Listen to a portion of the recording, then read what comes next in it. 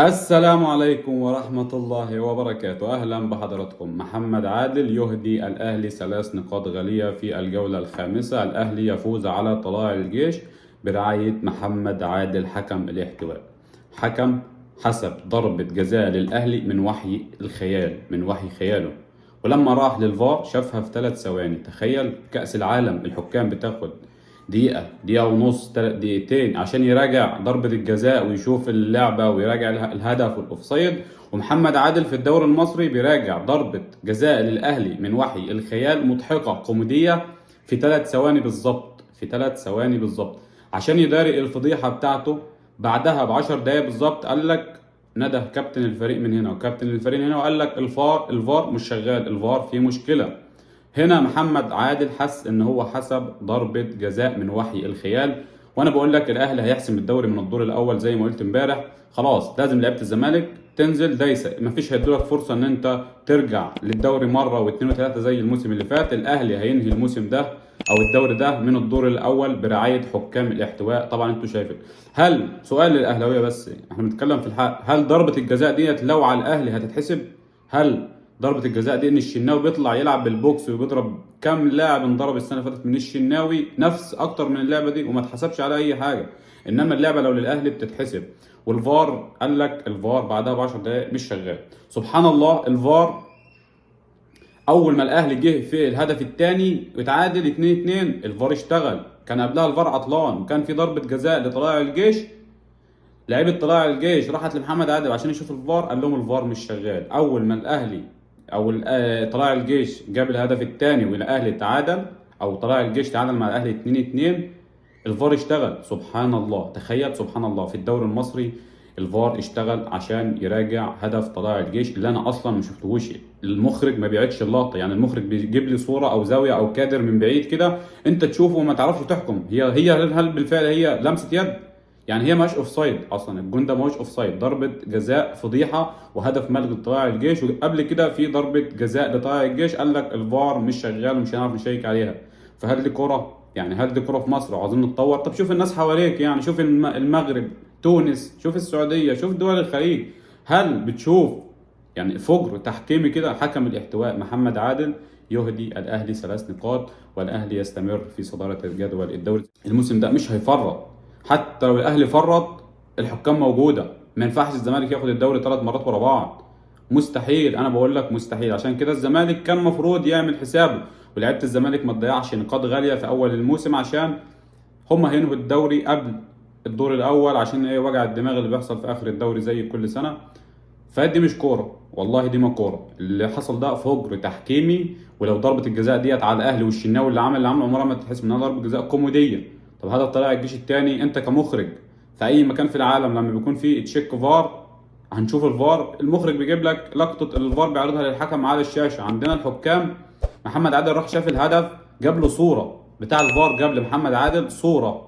تخيل، المفروض يشوف فيديو عشان يحكم عليها، لا جاب له صوره اللاعب طلائع الجيش. انا ما شفتش هي لمسه يد ولا هي مش لمسه يد. ده للاسف المخرجين في مصر. لو الكره على الاهلي ما بنعيدش، يعني نعيدها بعد 10 دقائق، يعني تكون الحكم نسي وتكون الجماهير كمان نسيت. ممكن ما نعيدهاش خالص لو هي لمسه يد على الاهلي او ضربه جزاء على الاهلي. انما لو الكره للاهلي تتعاد 10 مرات وخمس مرات نفس الوضع. لو الزمالك له ضربه جزاء ما بتتعادش، او لمسه يد او اي كره مشكوك فيها ما بتتعادش. فدي مش كوره. عاوزين تتطوروا ازاي وانتوا اصلا مش عارفين تطوروا؟ اتحاد كوره ضعيف. تخيل محمد عادل يعني في ماتش ال5-3 بتاع الزمالك والاهلي، عشان بيقول لك ان هو احتوى لعيبه الزمالك وما كانش في اي مشاكل في المباراه. بيقول لك محمد عادل ما حكمش للاهلي لمده سنه بعدها تقريبا. عشان كده محمد عادل قدم فروض الطاعه من بدايه الدوري عشان يفضل يحكم للاهلي. لان محمد عادل لو كان الاهلي اتعادل النهارده او خسر، محمد عادل ما كانش هيحكم للاهلي تاني. المنافس بيضغط على الحكام وبيعمل ارهاب للحكام، وفي نفس الوقت انت كنادي زمالك محطوط عليك من كل حاجه. بيضغطوا عليك بعقد رعايه، وبيضغطوا عليك عشان تقسط غرامه كهرباء، وبيضغطوا عليك وبيحجزوا على فلوسك في البنك. وده طبعا ما بيحصلش في النادي الاهلي، لان النادي الاهلي يعني دوت اهم من منتخب مصر. او والله بقول لك النادي الاهلي اهم من منتخب مصر. عارف ده، هي منتخب مصر اهم حاجه الاهلي يكسب. فدي مش كوره، دي مش كوره في مصر، مالهاش اي 30 لازمه. اللي بنشوفه دوت كوره، واللي احنا بنشوف عندنا ده خلاص. انتوا عاوزين تدوا الاهلي الدوري، ادوا الاهلي الدوري من بدايه الموسم وخلاص، عشان كده نلعب مستريحين. ملهاش لازمه تعمل منافسه وتعمل استوديوهات تحليليه وتجيب لي الشناوي بعد المباراه يحلل الهدفين ويقول لك ايوه صح ضربه الجزاء صحيحه مليون في الميه. لو على الاهلي هيقول لك لا لا ما لمسوش. طبعا كلنا عارفين الشناوي لازم يقدم الفروض والطاعه عشان ان هو يشتغل، لو هو ما عملش كده مش هيشتغل في اون سبورت، مش هيكمل اصلا. فدي مش كوره. في فجر تحكيمي حصل النهارده في مباراه طلائع الجيش، ولازم اداره الزمالك تتدخل، لان لسه في الاسبوع الخامس. لسه في الاسبوع الخامس ومحمد عادل بيحتوي الاهلي وبيهديه 3 نقاط غاليه. كان الاهلي ممكن يتعادل، ايه المشكله يعني لما يتعادل؟ ما كل الدنيا بتتعادل. ليفربول موسم حلو وموسم وحش، السيتي نفس الكلام، ريال مدريد نفس الكلام، كل دوريات العالم. يعني ما بتشوفش في الدوري المغربي الفجر ده، ما بتشوفش في الدوري التونسي الفجر اللي احنا بنشوفه ده، ما بنشوفش الفجر ده غير في الدوري المصري. ويرجع يقول لك الدوله المتزملكه. فين الدوله المتزملكه؟ الدوري المتملكه مدياك 200 مليار عقد رعايه وعقد تدي الزمالك 300 مليون. انت بتهرج في اي مكان في العالم اصلا اللي بيحصل ده. يعني في اي مكان في العالم تقول لي الدوري المتملكه يعني انا مش فاهم الناس ديت. يعني انا مش فاهم الناس دي بتسمع ازاي ولا بتشوف ازاي. 3 نقاط غاليه للاهلي برعايه محمد عادل حكم الاحتواء. اول حكم خلاص كده محمد عادل هيحكم للاهلي المباراه اللي جايه. انا بقول لك محمد عادل هيحكم للاهلي المباراه. هل شوبير او الناس اللي في الاستوديو هيطلعوا يهاجموا الحكم ويقول لك ده طلائع الجيش كان لها هدف ملغي، او كان لها ضربه جزاء ما اتعادتش، او كان لها مثلا او ضربه الجزاء الاولانيه ديت مشكوك فيها؟ لا، محدش هيحصل. حتى الشناوي انا بقول لك اهو، الشناوي انا ما شفتش لسه الشناوي هيحلل ضربه الجزاء بتاعتها ويقول لك ضربه جزاء صحيحه وهيفتكس اي افتكاسه. طبعا كلنا شفنا كاس العالم وشفنا اللي بيحصل في كاس العالم وضربات الجزاء بتاخد دقيقه ونص من حكام دوليين. عشان كده مفيش عندك ولا حكم مصري في كاس العالم غير حكم رايه اللي هو محمود ابو الرجال اللي لغى هدف الاهلي اللي هو كان تقريبا في البنك الاهلي على ما اذكر. ماشي، ده الحكم المصري الافضل اللي هو بيراعي ضميره عشان كده راح كاس العالم. انما الباقيين دول بياكلوا عيش. والله الحكام ما عندنا حكام، الحكام دول بياكلوا عيش بس، ولا فيهم حكم دولي ولا حتى يحكم في افريقيا. عشان كده عندك حكم، ما تلاقيش حكام مصريين في كاس العالم 2 و3، تلاقي بس حكم رايه، ما تلاقيش اكتر من حكم. للاسف الوضع سيء جدا في كرة القدم في مصر، مش هتتغير ومش هنتطور ولا هنروح كأس العالم. وحتى لو رحنا كأس العالم هنتغلب ال3 ماتشات وهنرجع، لأن احنا مش بنطور كرة القدم ولا في دماغنا. أهم حاجة الأهلي يكسب خلاص. ما دام أنت عاوز الأهلي يكسب اديله الدوري قبل بداية الدوري عشان الكل يرتاح. يعني لأن اللي بيحصل دوت فجر، يعني اللي بيحصل دوت فجر، وجمهور الزمالك زعلان كله. يعني اللي بيحصل دوت حرام حرام. يعني كده الدولة يعني ردت عن الأهلي؟ أنا مش فاهم. بس يعني الحكام بتحكم إزاي؟ يعني النهارده اللي حصل في الملعب دوت فجر تحكيمي. الفار شغال بالمزاج، تخيل الفار شغال في المزاج. يعني تشيك فار بياخد من دقيقة. محمد عادل ما رجعش اللعبة، ده راح بس بيشوف الصورة اللي مقدمها له المخرج اللي ما عندوش ضمير برضه، اتوقع ان هو محمد نصر. تمام.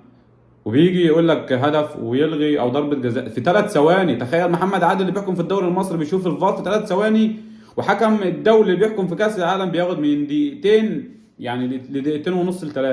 بياخد وقت لحد ما يشوف اللعبه مره واثنين وثلاثه. وبعدين قال لك اصل الفار مش شغال. بعدين الفار كان في ضربه جزاء مشكوك فيها طلائع الجيش، الحكم المخرج ما عادهاش تاني. طب لعيبه طلائع الجيش راحت للحكم طب شوفها في الفار، قال لهم الفار عطلان.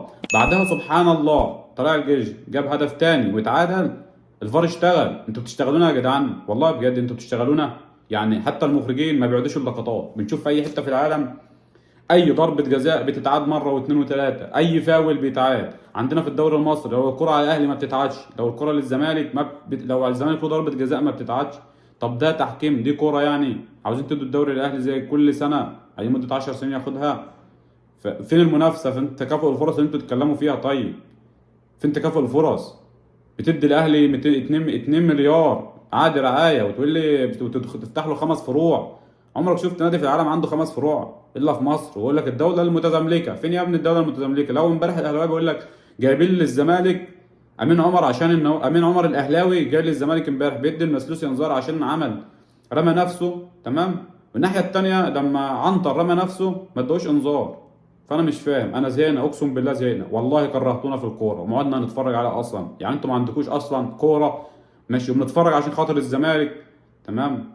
كرهتونا في الكوره، يعني كرهتوا الناس انها تتفرج على كوره. اللي بيحصل دوت يعني بص، الجمهور يعني الناس زعلانه، حرق الدم على الفاضي. تخيل انت، ولازم الاهلي يكسب يعني عادي يا عم يخسر، ايه المشكله يعني؟ ما كل مانشستر يونايتد كل الفرق الكبيره بتخسر. ريال مدريد، كل الدنيا بتخسر. ما بنشوفش الفجر دوت غير في ماتشات الاهلي في الدوري المصري. اهلا بكم في الدوري المصري، اهلا بكم ان منتخب مصر مش هيروح كاس العالم. وانا بقول لك ان منتخب مصر هيفشل تاني كمان ومش هيصعد 2026 لكاس العالم، لان احنا عندنا شويه فشله ماسكين اتحاد الكره. اتحاد كره ضعيف، نادي بيهدده. عمرك شفت في الدنيا في اي مكان في العالم الا في الدوري المصري وفي مصر الاهلي اقوى من اتحاد الكوره؟ الاهلي بيعمل اللي هو عاوزه، بيجيب الحكام اللي هو عاوزها، ومدير الكوره بيجيب الحكم اللي هو عاوزه. تخيل، عمرك شفت كده في اي مكان في العالم؟ للاسف هي دي الكوره في مصر، عمرها ما هتتطور. والسلام عليكم ورحمه الله وبركاته.